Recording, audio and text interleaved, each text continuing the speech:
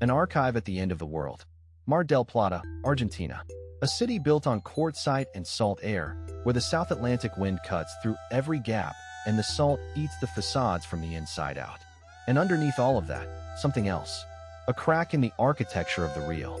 A fracture geologists don't have on their maps, that the municipality never recorded, that coastal residents learned to call, for 90 years, sea damp. That's the breach.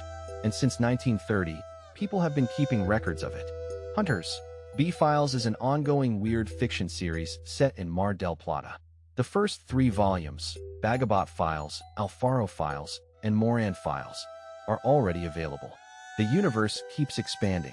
90 years of a crack nobody named and everyone learned to live with. It's not an action saga.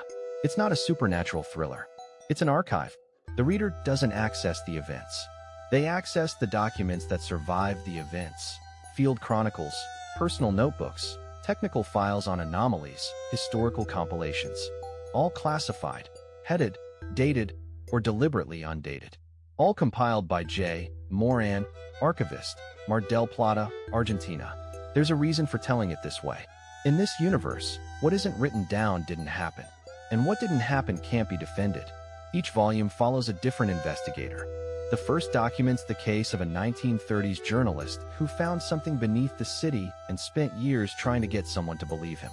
The second reconstructs the notebooks of an archivist who documented 40 years of anomalies with absolute precision, and almost nothing about himself.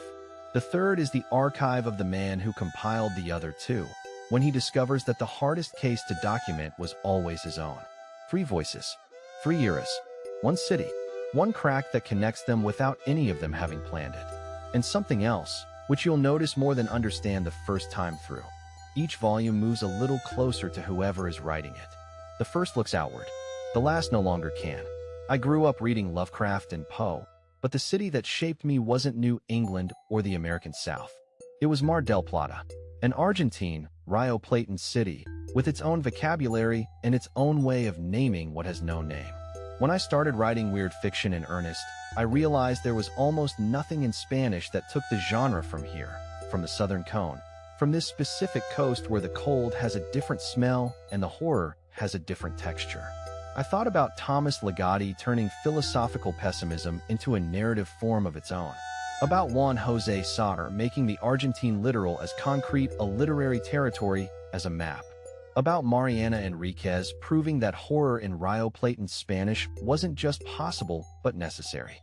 About the Borgesian idea of the archive as a form of the infinite, present in this saga's DNA, even though I never cited it explicitly.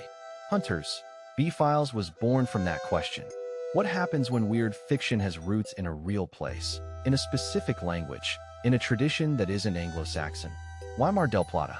Because it's a city that carries horror in its architecture. The salt that eats buildings from the inside.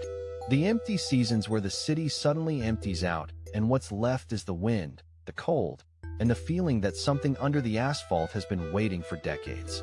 Because it has that double character few cities have. A tourist city in summer, a ghost city in winter. That alternation produces an atmosphere no invented setting can replicate. Because it's the city where I grew up. And the best weird fiction always has roots in a real place. The archive is waiting. I'm Damian Furfuro.